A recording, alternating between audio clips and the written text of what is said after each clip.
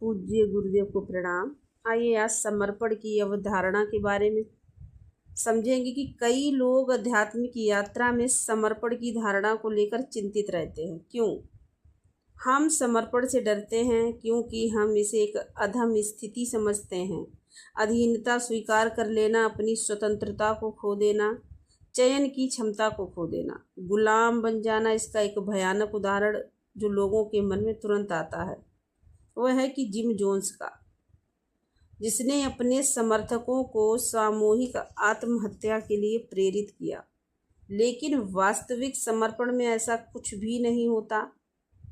हम सबका एक उच्चतर स्व है। वह क्या है उसका वर्णन करना कठिन है, लेकिन हम में से अनेक अपने अंतर में एक ऐसी उपस्थिति का अनुभव करते हैं जो उच्चतर है। कुछ लोग इसको स्पष्ट रूप से महसूस करते हैं और कुछ उच्चतर स्व का अनुभव जमीर के रूप में करते हैं, एक बेचैनी की भावना के रूप में। जब हम कुछ गलत करते हैं, कुछ लोगों के लिए एक नैतिक राह दिखाने वाला साधन हो सकता है और कुछ अन्य के लिए एक गहरे एहसास से संबंधित, जो तब उत्पन्न होता है जब हम कुछ सुंदर सुनते या देखते हैं। आप उसे क्या कहते हैं, इससे कोई फर्क नहीं पड़ता, लेकिन हम सब ने इसका किसी न किसी रूप में अनुभव किया है। यह हमारा शाश्वत सहयोगी है जो जीवन भर हमारे साथ रहता है।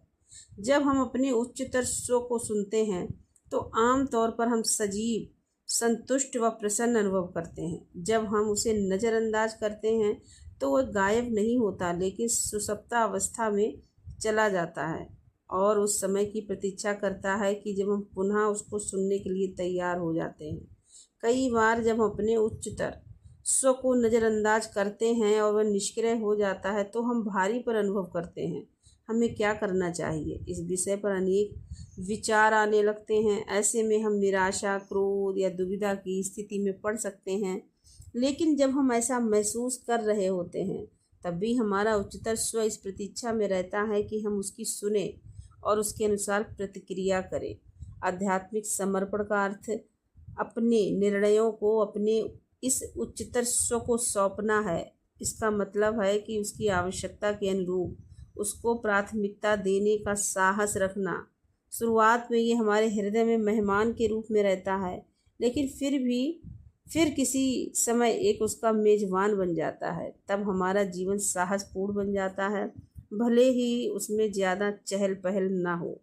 कई बार उच्चतर स्व की आवाज़ को समझ पाना कठिन होता है, क्योंकि हमारी अपनी